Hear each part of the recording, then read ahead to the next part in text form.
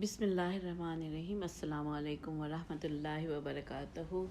آپ سب کو میری طرف سے بہت بہت دلی عید مبارک، اور امید ہے کہ آپ نے بہت اچھی عید گزاری ہوگی۔ ہاں، ہم نے بھی اللہ کا شکر ہے کہ بہت اچھی عید گزری۔ میں نے اپنے بیلوڈ برادر کے ساتھ عید گزاری، اور ہم نے اچھے اچھے کھانے کھائے، اور ہم پھر رات کو لیٹ نائٹ واپس آئے گھر۔ آپ نے کیسا وقت گزارا؟ میں بچوں سے بخاطب ہوں کہ آپ لوگوں کا کیسی عید گزری؟ ایک اچھی خوب عیدی ملی؟ بھائی آپ لوگوں کو تو بہت عیدی ملتی ہے، آج کل تو بچے بہت امیر ہو جاتے ہیں۔ کینیڈا میں بھی بڑی عیدی ملتی ہے، اور پاکستان میں بھی بچوں سے پتہ چلا کہ ایک آدمی نے، دادا نے 200 عیدی دی تو پھوپھی نے 400 عیدی دی، ایک بھتیجی بھتیجے کو۔ اور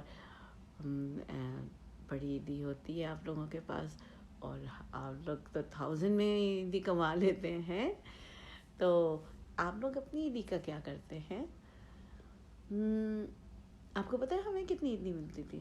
جب ہم چھوٹے تھے 2 روپے عیدی ملتی تھی، پھر وہ 5 روپے بھی ہوتے، امی ابا 5 روپے دیتے تھے، پھر تھوڑے بڑے ہوئے تو 10 ہو گئی عیدی، اور پھر باقی جاننے والے انکل اور پڑوس سے 2 روپے 5 روپے سے زیادہ نہیں، پھر تھوڑے اور بڑے ہو گئے تو 10-20 ہو گئی روپوں میں، اور بڑی مشکل سے جب بہت بڑے ہو گئے تھے تو 50 100،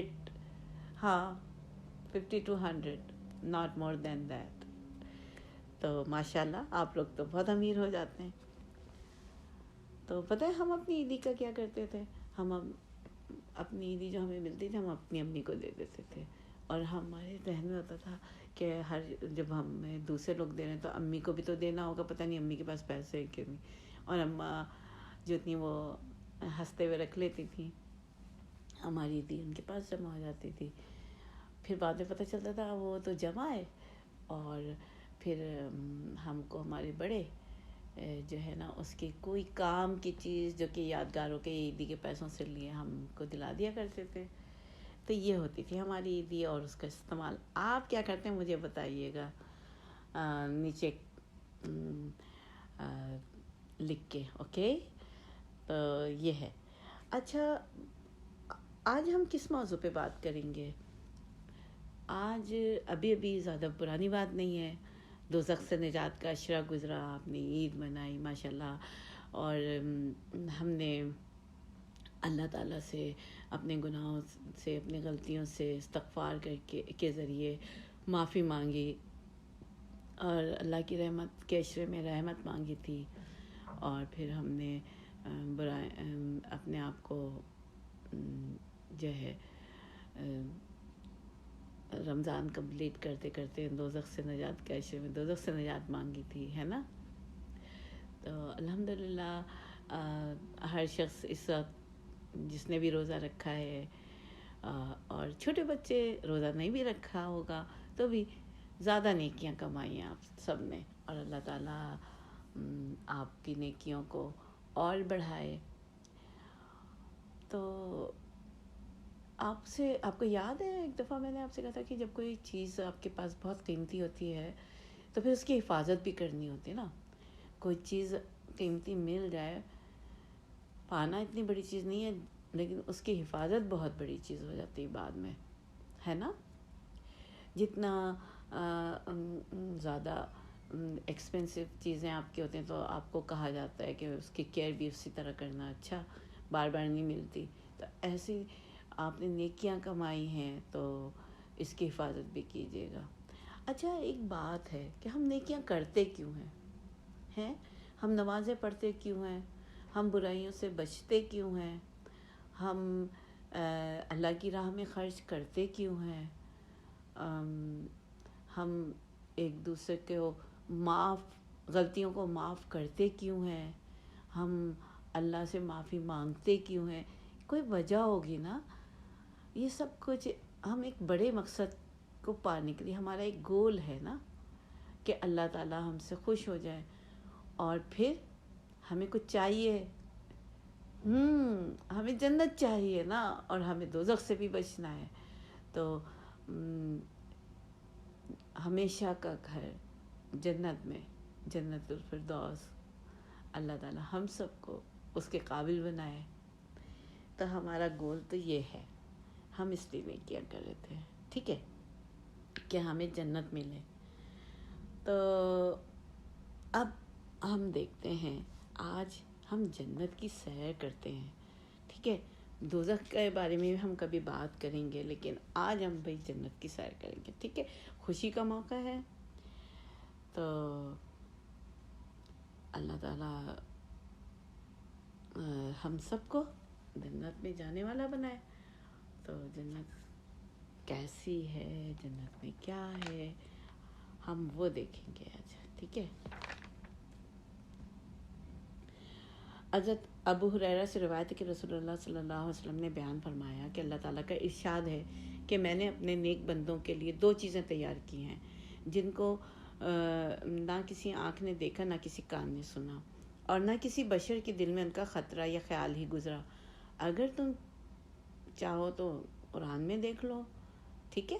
قرآن کی ایک آیت ہے نا، فَلَا تَعْلَمُ نَفْسٌ مَا اُخْفِيَ لَهُم مِّن قُرَّةِ عَيْنٍ، جس کا مطلب ہے کہ کوئی آدمی بھی ان نعمتوں کو نہیں جانتا جو بندوں کے لیے، ان بندوں کے لیے جو راہ خدا میں اپنا محبوب مال خرچ کرنے والے ہیں اور راتوں کو اللہ کی عبادت میں مصروف رہنے والے ہیں، چھپا کے اور محفوظ کر کے رکھی گئی ہیں، جن میں ان کی آنکھوں کی ٹھنڈک کا سامان ہے.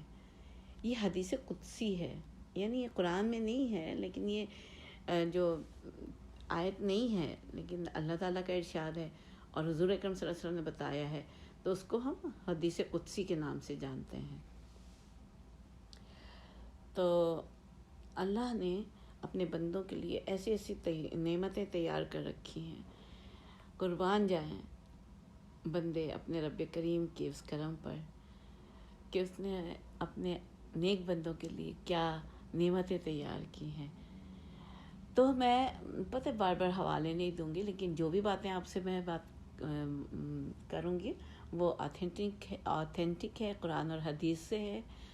تو ٹھیک ہے، کیونکہ ہم اپنی طرف سے تو نہیں بتا سکتے نا کہ جنت کیسی ہے، ہم نے دیکھا تھوڑی ہے. حضور اکرم صلی اللہ علیہ وسلم نے فرمایا کہ جنت میں ایک کوڑے کی جگہ دنیا و ما فیہا سے بہتر ہے. آپ کو پتہ ہے کوڑے کی جگہ سے مطلب کیا ہے؟ عرب میں رواج تھا کہ جب قافلے جاتے تھے تو بہت لمبے لمبے سفر ہوتے تھے نا، تو پھر رات ہو جاتی تھی تو پھر کہیں پہ ٹھہرنا ہوتا تھا. تو جب قافلے منزل پر اترتے تھے قیام کرنے کے لیے، تو جو وہاں پر ہر شخص اپنا کسی جگہ پہ اپنا کوڑا ڈال دیتا تھا، تو پھر وہ جگہ اس کی سمجھی جاتی تھی اور کوئی دوسرا اس پر قبضہ نہیں کرتا تھا، وہ اپنے لیے دوسری جگہ تلاش کرتا تھا. تو اس حدیث میں کوڑے کی جگہ سے مراد دراصل اتنی مختصر سی جگہ ہے جہاں پر کوڑا ڈال دینے والے کوڑے والے سوار کے لیے وہ جگہ مخصوص ہوتی تھی. وہاں پہ وہ اپنا بستر لگاتا تھا اور سو جاتا تھا، یعنی اتنی جگہ جتنے میں ایک آدمی اپنا بستر ڈال کے سو جائے.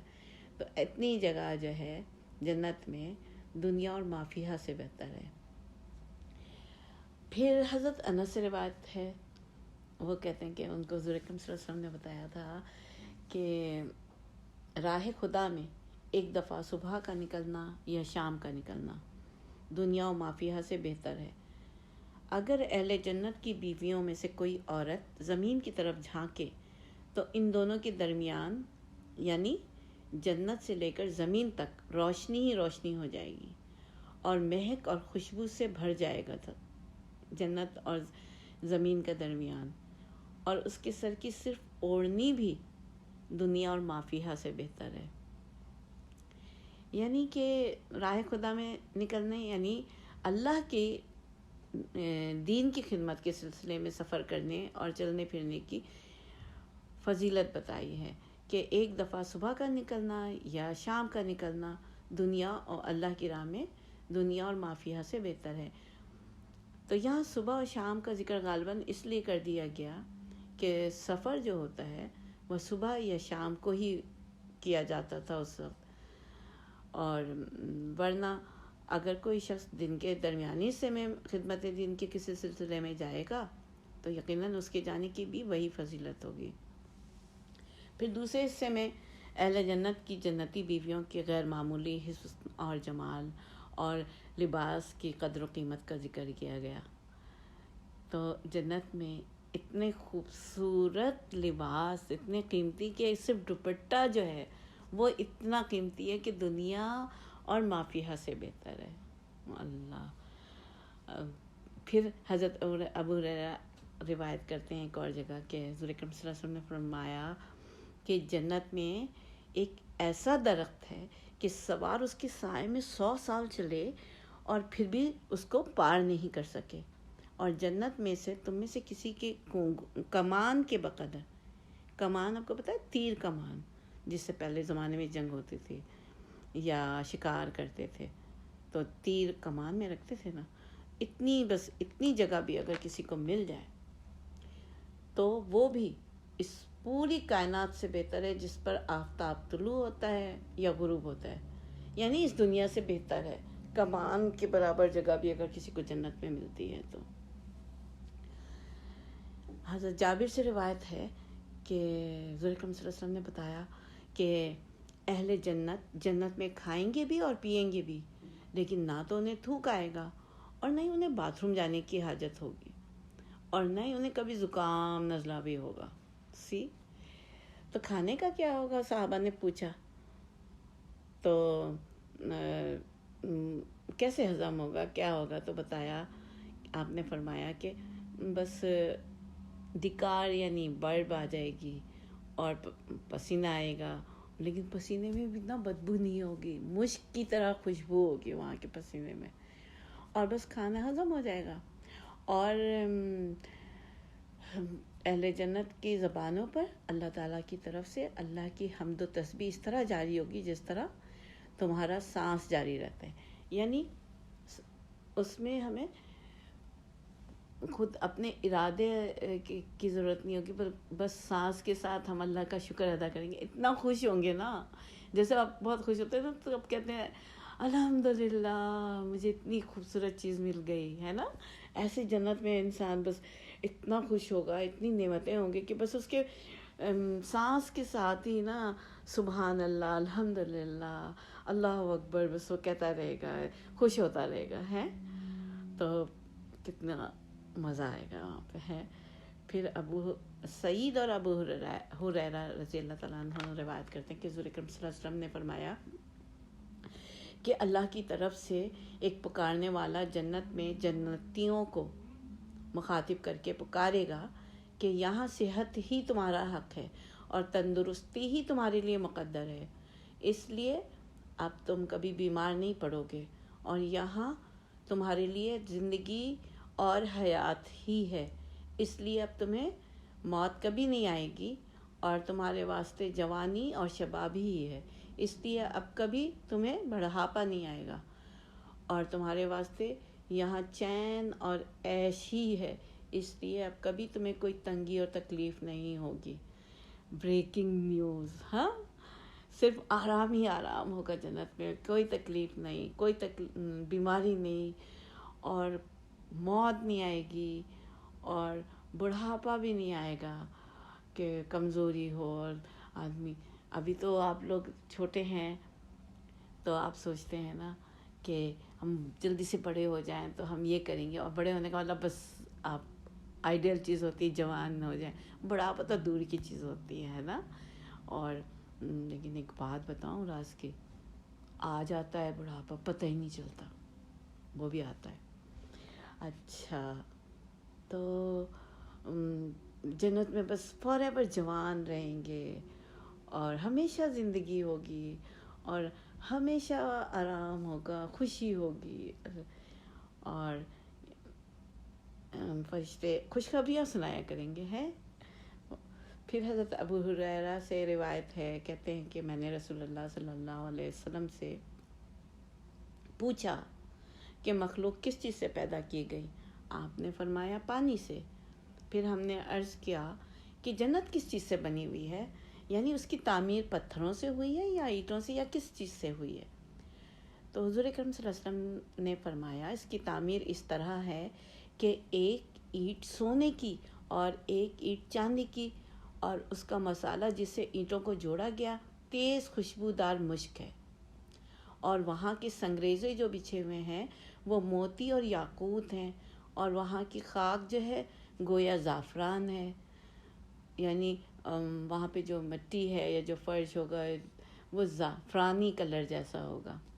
اور جو لوگ اس جنت میں پہنچیں گے ہمیشہ عیش اور چین سے رہیں گے، اور کوئی تنگی تکلیف ان کو نہیں ہوگی، اور وہ ہمیشہ زندہ رہیں گے.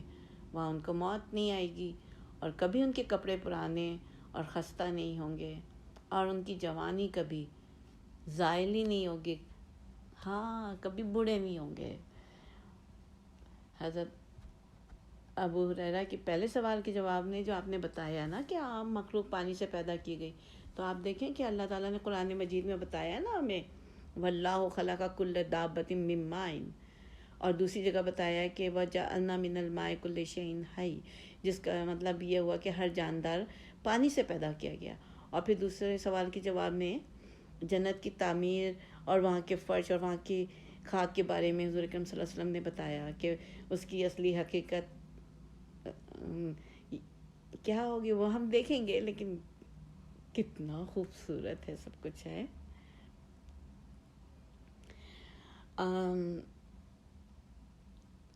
کیسے بنی ہے جنت؟ تو جس طرح سے اللہ تعالیٰ نے اس دنیا کو بنایا اور سورج چاند ستارے بنائے، تو زمین میں سبزہ اگ گیا، یہ سب چیزیں جب اللہ تعالیٰ نے دنیا جو بنائی پہلی دفعہ، وہ کیسے بنائی تھی؟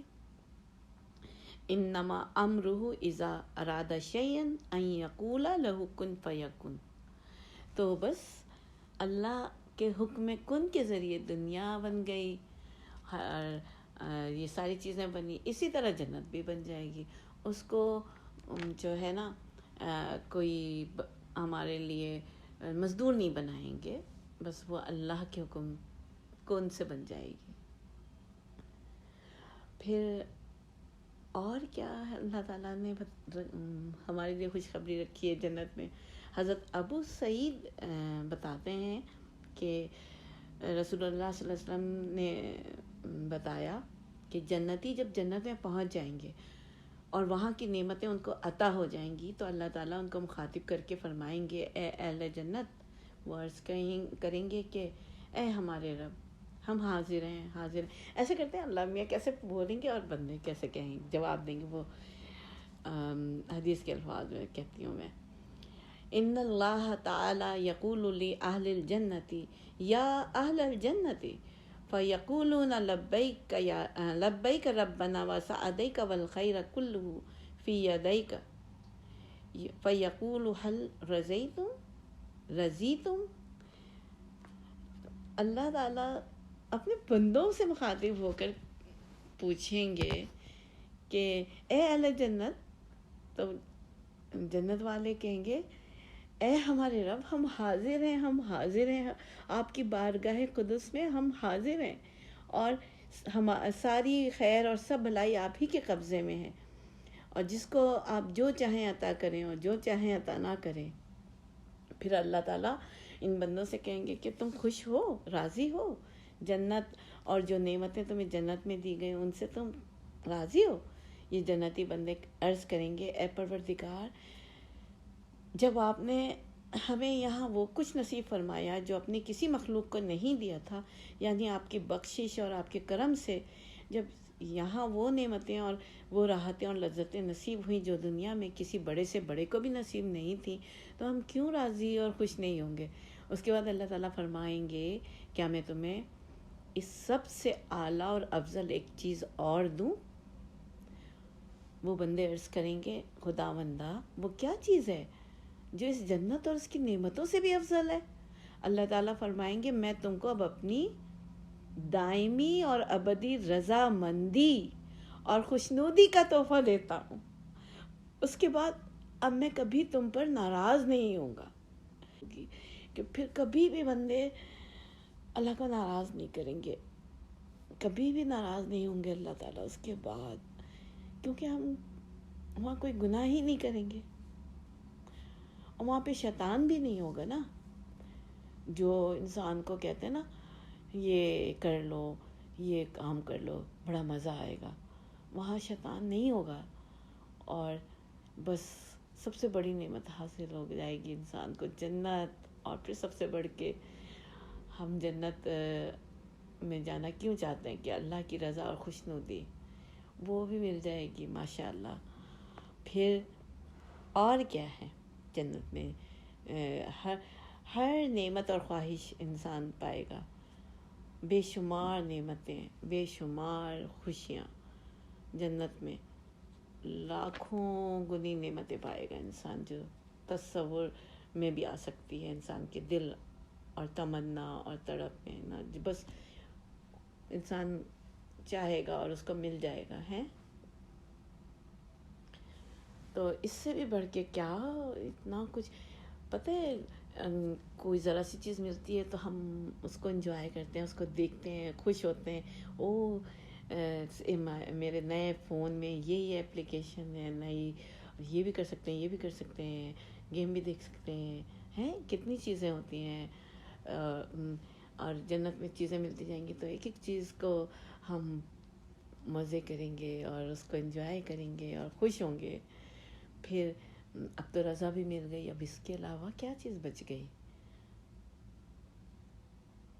قرآن پاک میں ہے نا اہل ایمان کو بشارت دی گئی ہے، وجوہیں یومئذ ناظرہ الی ربہا ناظرہ، یعنی اہل جنت کے چہرے اس دن تر و تازہ ہوں گے، اور وہ خوش و خرم ہوں گے اور شاد ہوں گے اور اپنے رب کو دیکھتے ہوں گے. اور اس کے بالمقابل دوسرے موقع پہ مکذبین اور منکرین کے بارے میں فرمایا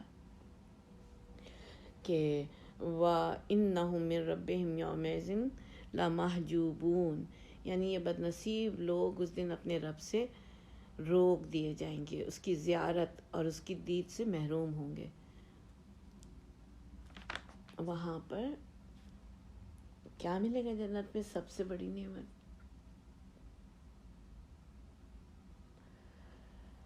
تو وہ حضرت صہیب رومی بتا رہے ہیں کہ رسول اللہ صلی اللہ علیہ وسلم نے فرمایا جب جنتی جنت میں پہنچ جائیں گے تو اللہ تعالیٰ ان سے ارشاد فرمائیں گے کیا تم چاہتے ہو کہ میں تم کو ایک چیز مزید عطا کروں، یعنی تم کو جو کچھ اب تک عطا کیا ہے اس پر مزید اور اس سے سوا ایک اور خاص چیز اور ایک اور عنایت کروں؟ بندے عرض کریں گے آپ نے ہمارے چہرے روشن کیے، یعنی سرخروئی اور خوبصورتی خوب روئی عطا فرمائی اور دوزخ سے بچا کر جنت میں داخل کر دیا، اب اس کے آگے اور کیا چیز ہو سکتی ہے جس کی ہم خواہش کریں؟ تو حضور فرماتے ہیں صلی اللہ علیہ وسلم اللہم صلی علی محمد وعلی آل محمد کما صلیت علی ابراہیم وعلی آل ابراہیم انک حمید مجید، اللہم بارک علی محمد وعلی آل محمد کما بارکت علی ابراہیم وعلی آل ابراہیم انک حمید مجید. بنتا ہے نا درود پڑھنا. آپ نے بتایا کہ اب اس سے آگے کی چیز کیا ہو سکتی ہے. اہل جنت کی آنکھوں سے پردہ اٹھا دیا جائے گا اور بس وہ روح حق اور جمال الہی کو بے پردہ دیکھیں گے. بس ان کا حال یہ ہوگا کہ وہ محسوس کریں گے جو کچھ اب تک انہیں ملا تھا اس سب سے زیادہ اور پیاری چیز ان کے لیے دیدار الہی کی نعمت ہے. یہ بیان فرما کر آپ نے قرآن مجید کی یہ آیت تلاوت فرمائی للذین احسنوا الحسن وزیادہ، جن لوگوں نے اس دنیا میں اچھی بندگی والی زندگی گزاری ان کے لیے اچھی جگہ ہے، یعنی جنت و ما فیہا، اور اس پر مزید ایک نعمت یعنی دیدار الہی. تو یہاں آنکھوں سے پردہ اٹھنے کا مطلب یہ ہے کہ اللہ تعالیٰ دفتن ان کی آنکھوں کو یعنی ان کی آنکھوں کی بینائی کو ایسی طاقت دے دیں گے کہ وہ روح حق کا نظارہ کر سکے. ایسے ابھی ہماری آنکھیں تو نہیں مان سکتی نا، ہم نہیں سہ سکتے، لیکن اللہ کے حکم سے اس سب جنت میں سب سے بڑا انعام یہ ہوگا کہ ہماری روشنی آنکھوں کی بڑھا دی جائے گی، اس قابل کر دی جائے گی کہ ہم اللہ کو دیکھ سکیں گے. یعنی زیادہ سے مراد یہ ہے کہ اللہ تعالیٰ کے دیدار کی نعمت جو جنت اور نعمائے جنت کے علاوہ اور ان سے سوا ہے. ماشاء اللہ. اور جب انسان اللہ کو دیکھ لے گا نا تو اس کی کیا کیفیت ہوگی وہ آپ فیل کریں، اور اس کو حاصل کرنے کے لیے پھر بیٹھے نہیں، کوششیں کریں. حضرت جریر بن عبداللہ سے روایت ہے کہ کہتے ہیں کہ ایک رات کو ہم رسول اللہ صلی اللہ علیہ وسلم کے پاس بیٹھے ہوئے تھے اور آپ نے چاند کی طرف دیکھا، اور 14ویں کی یہ رات تھی اور 14ویں کا چاند پوری آب و تاب کے ساتھ بھرپور نکلا ہوا تھا، اور آپ نے ہم سے مخاطب ہو کر فرمایا یقیناً تم اپنے رب کو پروردگار کو اسی طرح دیکھو گے جیسے کہ اس چاند کو دیکھ رہے ہو. تمہیں اس کے دیکھنے میں کوئی کشمکش نہیں کرنی پڑے گی اور کوئی زحمت نہیں ہوگی.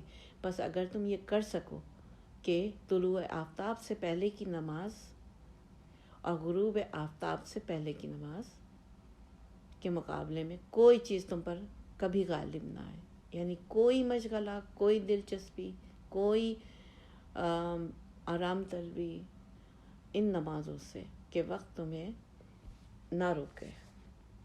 کوئی صبح کو فجر کی نماز کی طرف اشارہ ہے، اور شام کو عصر کی نماز کی طرف، غروب آفتاب سے پہلے عصر کی نماز ہوتی ہے. اور یہ 2 ٹائم ایسے ہوتے ہیں، صبح انسان کو نیند بڑی پیاری ہوتی ہے تو نہیں، اس میں آپ کو اٹھنا ہوگا اور نماز وقت پہ فجر کی ادا کرنی ہوگی اگر جنت میں جانا ہے اور اللہ کو دیکھنا ہے. اور ایسے ہی عصر کی نماز کی فکر کرنی ہے. یہ 2 نمازیں ایسی ہوتی ہیں کہ آپ صبح اٹھتے ہیں اور اگر جاب کرتے ہیں، اسکول جانا ہے، اس کے بھاگنے کی جلدی ہے، اس کے لیے تیار ہو کے تو آپ ٹائم پہ پہنچ جائیں گے. تو اس سے پہلے آپ نماز کی فکر کریں. نماز کے ٹائم پہ فجر کی نماز پڑھنی ہے اگر آپ کو جنت چاہیے اور دوزخ سے بچنا ہے اور اللہ میاں کو وہاں پہ دیکھنا ہے نا، تو فجر کی نماز ٹائم پہ ادا کریں. اور عصر کی نماز، اور عصر کا ٹائم ایسا ہوتا ہے نا کہ انسان کو فکر ہوتی ہے، بزی بہت ہوتا ہے اپنے بزنس میں، جلدی جلدی مغرب ہونے سے پہلے اپنے کام کو ختم کر کے رات سے پہلے گھر جانا ہے تو اس میں بزی ہوتا ہے. نہیں، کوئی بزنس آپ کو نہیں روکے عصر کی نماز ٹائم پہ پڑھنے سے. It's very important. تو دنیا میں کسی حسین و جمیل چیز کے دیکھنے والے لاکھوں کروڑوں لوگ جب دیکھنے کے لیے جمع ہوں تو ایسا ہوتا ہے نا بعض اوقات جب بہت سارے لوگ ہوں اور آپ کسی بڑے ایونٹ میں ہوں تو آپ کو لگتا ہے نا، آپ آگے والے سے کہتے ہیں پلیز بیٹھ جائیں، ہمیں نظر نہیں آ رہا. لیکن 14ویں کا چاند جیسے سب لوگ دیکھ رہے تھے، صحابہ دیکھ رہے تھے، حضور اکرم صلی اللہ علیہ وسلم کی محفل تھی اور وہ سب دیکھ سکتے تھے. ہم بھی دیکھ سکتے ہیں نا چاند، جب ہم دیکھنا چاہیں تو ڈائریکٹ دیکھ لیتے ہیں، کوئی اس کے سامنے رکاوٹ نہیں ہوتی. تو اللہ تعالیٰ کو جنت میں ہم ایسے دیکھیں گے. اسی طرح جو ہے ایک اور حدیث ابو زین عقیلی سے روایت ہے. وہ کہتے ہیں کہ میں نے ایک دن رسول اللہ صلی اللہ علیہ وسلم سے عرض کیا، یا رسول اللہ، کیا قیامت میں ہم میں سے ہر ایک اپنے رب کو اکیلا، بغیر کسی رش کے، بھیڑ بھاڑ کے اور کسی مشکل یا کشمکش کے دیکھ سکے گا؟ ہر شخص اکیلا؟ آپ نے فرمایا ہاں دیکھ سکے گا. میں نے عرض کیا اور کیا اس کی کوئی نشانی اور مثال ہماری اس دنیا میں ہے؟ آپ نے فرمایا اے ابو زین، ابو زرین ہے، اچھا، کیا 14ویں رات کو تم میں سے ہر ایک چاند کو بجائے خود اور اکیلا بغیر بھیڑ بھاڑ کے نہیں دیکھتا؟ میں نے عرض کیا ہاں بے شک چاند کو تو ہم سب اسی طرح دیکھتے ہیں. آپ نے فرمایا تو وہ تو اللہ کی مخلوق میں سے ہے اور بس ایک ادنا مخلوق ہے نا چاند. اللہ تو بڑی جلالت والا اور بڑی عظمت والا ہے, اس کے لیے کیا مشکل ہے. اللہم انا نسألک لذت النظر الی وجہک والشوق الی لقائک. وآخر دعوانا ان الحمد للہ رب العالمین.